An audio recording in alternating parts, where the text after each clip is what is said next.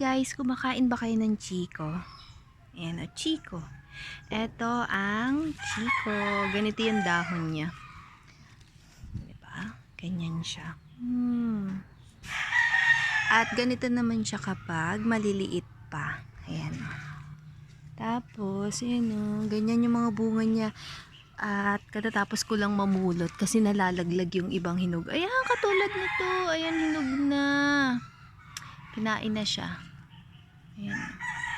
Diba? Naglalaglagan siya. Sobrang dami po ng bunga ng aming chiko. Look. Ayan, ang lalaki. Yun niya. Oh, sobrang lalaki niya. Ang sarap nito. Sobrang tamis kapag talagang nahinog siya sa puno. Ayan, sobrang dami. Diba? Ang cute.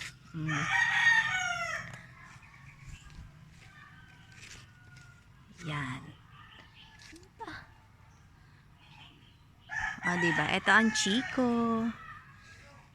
Ganito naman siya kapag maliliit pa. Ganyan.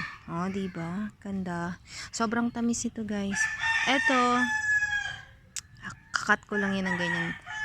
Tapos, pwede nang kainin yung dito niya. Pero, wag na. Bigay na lang natin dito sa mga pato.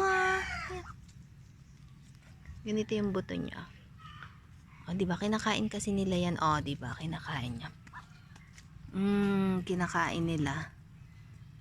Sobrang tamis niyan. Naabot nila kaya. Yan lang. Share ko lang. Bye.